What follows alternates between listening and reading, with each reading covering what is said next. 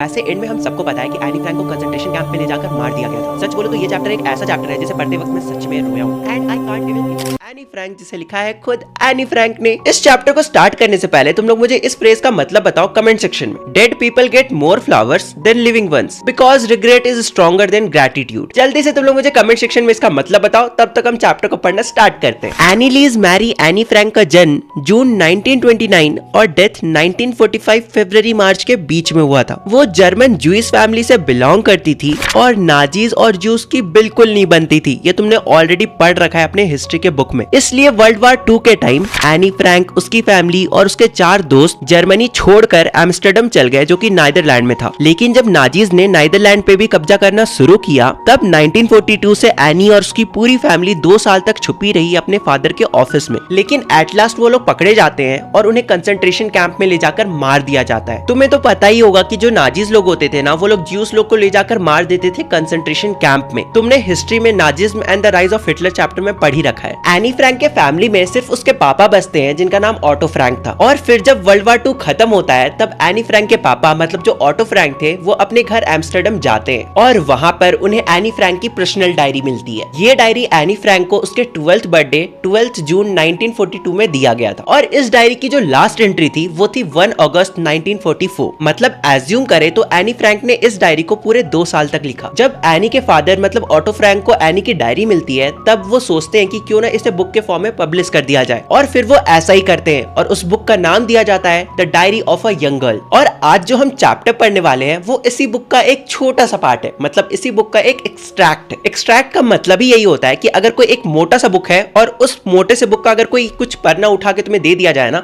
तो वो उस बुक का एक्सट्रैक्ट बन जाता है। तो वैसे ही हम जो आज चैप्टर पढ़ने वाले हैं the diary of Anne Frank, वो इस बड़े से book the diary of a young girl का एक छोटा सा पार्ट है। तो चलो चैप्टर का एक्सप्लेनेशन स्टार्ट करते हैं। वैसे मैं तुम्हें बताना चाहूंगा इस चैप्टर में बहुत जगह पे डेट्स दिए गए हैं, तो उन डेट्स को अच्छे से याद रखना। और अगर याद नहीं कर पा रहे हो तो कॉपी लेके बैठो और उसमें नोट डाउन करते जाना कि इस डेट को ये हुआ था, इस डेट को एनी का। इसलिए नहीं क्योंकि मैंने पहले कभी डायरी नहीं लिखी, पर इसलिए क्योंकि मैं सिर्फ 13 साल की स्कूल जाने वाली बच्ची हूँ और मेरी डायरी पढ़ने में कौन इंटरेस्टेड होगा। पर कोई बात नहीं, मुझे लिखना पसंद है और जब मैं अपनी फीलिंग्स डायरी में लिखती हूँ ना, तो मुझे बहुत ही हल्का महसूस होता है। पर इस वक्त मैं बहुत ही ज्यादा डिप्रेस्ड फील कर रही हूँ, गाल पर हाथ रखकर बैठी हुई हूँ और बहुत ही ज्यादा सैड हूँ, बहुत ही ज्यादा बोर फील कर रही हूँ। फिर मैं सोचती हूँ कि बाहर जाऊँ या फिर नहीं जाऊँ। फिर सोचती हूँ कि paper has more patience than people, मतलब तुम पेपर में अपनी सारी फीलिंग, सारी दुख दर्द सब कुछ शेयर कर सकते हो। लेकिन वहीं अगर तुम अपने किसी दोस्त से या किसी ऐसे इंसान से जो तुम्हारे बहुत क्लोज है, चाहे कितना भी क्लोज हो, अगर उसके सामने तुम अपना दुख दर्द बताओगे तो उसका भी कोई लिमिट ही होगा ना। वो 5 मिनट सुनेगा, 10 मिनट सुनेगा, 15 मिनट सुनेगा।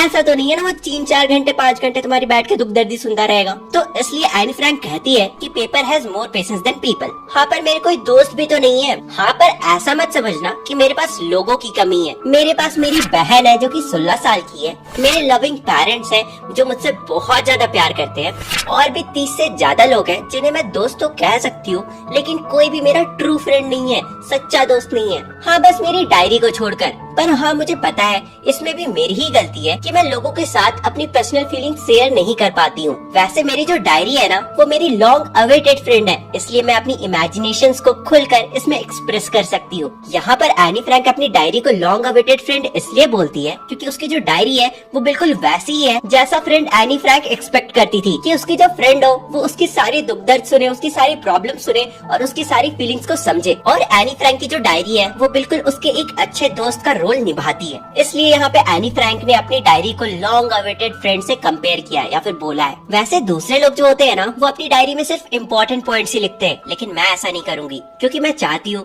कि किटी मेरी सबसे अच्छी दोस्त बने। यहाँ पर एनी फ्रैंक ने अपनी डायरी का नाम किटी दिया है। अब देखो, यहाँ से बहुत सारे डेट्स आएंगे तो उन्हें नोट करते जाना। मैं डायरी में अपने लाइफ का ब्रीफ स्केच लिख रही हूँ जो कि मुझे खुद भी बहुत ज्यादा पसंद नहीं है। वैसे मेरे फादर इस दुनिया के सबसे एडोरेबल, मतलब बहुत ही अच्छे फादर है और उन्होंने उन्होंने तब तक शादी नहीं की जब तक वो खुद 36 और मेरी मॉम 25 की नहीं हो गई थी। मेरी बहन मार्गोट का जन्म फ्रैंकफर्ट जर्मनी 1926 में हुआ था, मुझसे अप्रोक्स 3 साल पहले। और फिर जब मैं 4 साल की हुई तब मेरे फादर माइग्रेट करके फ्रैंकफर्ट से होलैंड चले गए, वो भी 1933 में। उसके बाद जो मेरी मॉम थी वो फादर को फॉलो करते करते सितंबर में होलैंड चली गई माइग्रेट करके। उसके बाद कुछ दिन तक मैं और मेरी बहन मार्गोट अपनी ग्रैंडमदर के साथ ही रहे। उसके बाद मार्गोट का नंबर आया और वो भी दिसंबर में मम्मी पापा के पास होलैंड चली गई। और फिर अगले ही साल फरवरी में मतलब 1934 में मेरा नंबर आया और मैं भी अपने मम्मी पापा के पास होलैंड चली गई। और उसके बाद मैं 6th क्लास तक मॉन्टेसरी नर्सरी स्कूल में पढ़ी और मुझे मेरी क्लास टीचर बहुत ज्यादा पसंद थी। इसलिए जिस दिन हमारा फेयरवेल था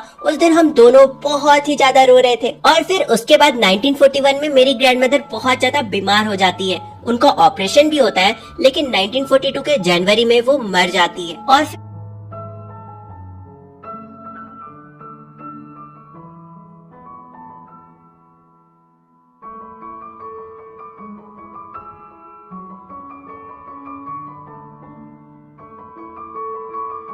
और इसी साल मेरी ग्रैंडमदर का डेथ भी तो हुआ था। अब बस मेरे फैमिली में हम 4 ही लोग हैं जो एक दूसरे से बहुत ज्यादा प्यार करते हैं, मतलब मम्मी, पापा, मेरी बहन मार्गोट और मैं खुद। अब 20 जून 1942 को मैंने अपना पूरा डेडिकेशन इस डायरी के नाम कर दिया है। अब जो तुम लोग पढ़ने वाले हो वो एक्चुअल नोट है जो मैंने खुद से अपने डायरी में लिखा है। मैं लिखती हूँ डियरेस्ट किटी और एक इंसिडेंट के बारे में जिक्र करती हूँ। एक दिन मेरा पूरा क्लास बहुत ही ज्यादा नर्वस था कि अपकमिंग पेरेंट्स टीचर मीटिंग में क्या होगा, कौन पास होगा और कौन पीछे ही रह जाएगा। लेकिन मैं और मेरी दोस्त जीएन हंस रहे होते हैं पीछे के 2 लड़कों के बात सुनकर, क्योंकि उन दोनों लड़कों ने अपनी पूरी हॉलीडेज की सेविंग इस बेट में लगा दी थी कि कौन बच्चा पास होकर अपर क्लास में जाएगा और कौन पीछे ही छूट जाएगा। वैसे उन दोनों लड़कों का नाम सीएन और जैकास है और मेरी फ्रेंड का नाम जीएन है, जीएन। कंफ्यूज मत होना जीएन और सीएन में, ओके। वैसे क्लास में सभी बच्चे एक दूसरे से बोल रहे होते हैं कि तुम पास हो जाओगे, मैं नहीं हो पाऊंगा। दूसरा बच्चा बोल रहा होता है कि नहीं नहीं तुम पास हो जाओगे, मैं नहीं हो पाऊंगा। और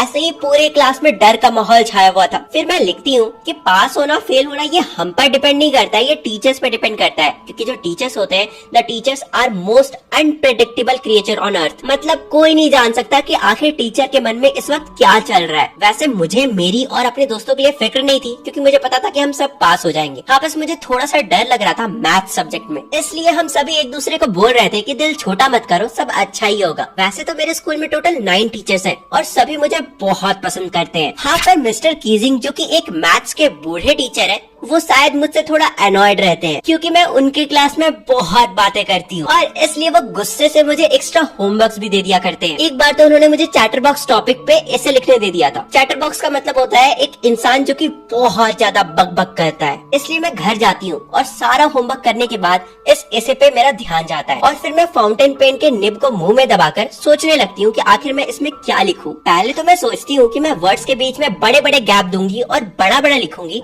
ताकि मेरा जो एशे है वो बहुत ही ज्यादा बड़ा दिखे। लेकिन फिर अगले ही पल मैं सोचती हूँ कि ऐसा तो कोई भी कर सकता है, लेकिन मैं कुछ अलग करूंगी। और फिर इसके बाद मैं 3 पेज लंबा इसे लिख देती हूँ उस टॉपिक पे। अगर शॉर्ट में बताऊँ तो बेसिकली उस 3 पेज में मुद्दा यही था कि बोलना स्टूडेंट का ट्रेट है, मतलब पर्सनैलिटी है। बेसिकली बोलना ही तो स्टूडेंट का काम है। पर मैं कंट्रोल करने की कोशिश तो करूंगी, लेकिन जो मेरी मॉम है वो मुझसे भी ज्यादा बात करती है और मुझे ये जो ट्रेट है और मेरे अंदर ये जो ट्रेट है ना बक करने की, चैटर बॉक्स वाली ट्रेट, वो मुझे मेरी मम्मी से ही मिली है। और इसलिए ये मेरे लिए बहुत ही ज्यादा मुश्किल है और इसलिए चुप बैठना मेरे लिए बहुत ही ज्यादा मुश्किल है। इस ऐसे को पढ़कर मिस्टर किजिंग बहुत ही ज्यादा हंसते हैं, लेकिन फिर से जब मैं उनके क्लास में बात करते हुए पकड़ी जाती हूँ तो वो मुझे फिर से एक टॉपिक पे ऐसे लिखने दे देते हैं और वो टॉपिक था एन इनकॉरिजिबल चैटर बॉक्स, मतलब एक ऐसी चैटर बॉक्स जिसे बिल्कुल भी सुधारा नहीं जा सकता। और फिर इसके बाद अगले 2 क्लास तक मेरा कोई भी कंप्लेन मिस्टर किजिंग के पास नहीं जाता है। लेकिन फिर से 3rd क्लास में मैं फिर से बात करते हुए पकड़ी जाती हूँ तो फिर से मिस्टर किजिंग मुझे एक टॉपिक पे ऐसे लिखने दे देते हैं और वो टॉपिक था quack quack quack said mistress chatterbox. और फिर इस मोमेंट पे पूरा क्लास मेरे ऊपर हंस रहा होता है। लेकिन अच्छी बात तो ये है कि मेरी एक दोस्त थी जिसका नाम था सैनी और उसे पोएट्री लिखना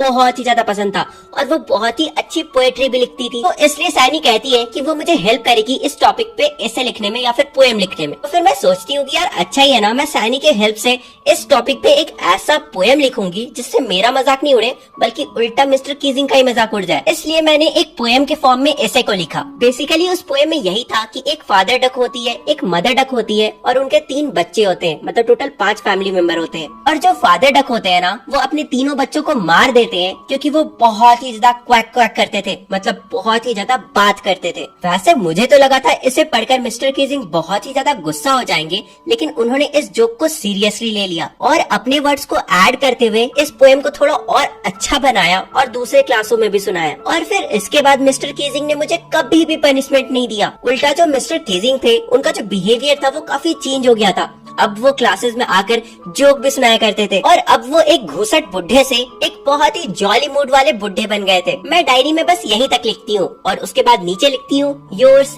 एनी। एंड इस तरह से तुम्हारा ये जो चैप्टर है ये खत्म हो जाता है और इस तरह से तुम मेरे बारे में इतना जान पाते हो। Bye bye. ऐसे एंड में हम सबको पता है कि एनी फ्रैंक को कंसंट्रेशन कैंप में ले जाकर मार दिया गया था। सच बोलो तो ये चैप्टर एक ऐसा चैप्टर है जिसे पढ़ते वक्त मैं सच में रोया हूँ and I can't even imagine कि इनके साथ एक्चुअली में वहां पर क्या हुआ होगा। वैसे आज जो हमने पढ़ा ना, वो बस the diary of young girl का एक छोटा सा पार्ट है। अगर तुम्हें पूरा बुक पढ़ना है तो अमेजोन में अवेलेबल है, तुम लोग जाके सर्च करना the diary of a young girl. बस 100 रुपीज की है, तुम लोग ऑर्डर करके मंगा के पढ़ सकते हो। तो चलो अब तुम लोग से मिलता है अगले वीडियो में, तब तक के लिए bye bye. I hope so तुम्हें वीडियो पसंद आया होगा। वीडियो पसंद आया तो वीडियो को लाइक करना, चैनल को सब्सक्राइब करना और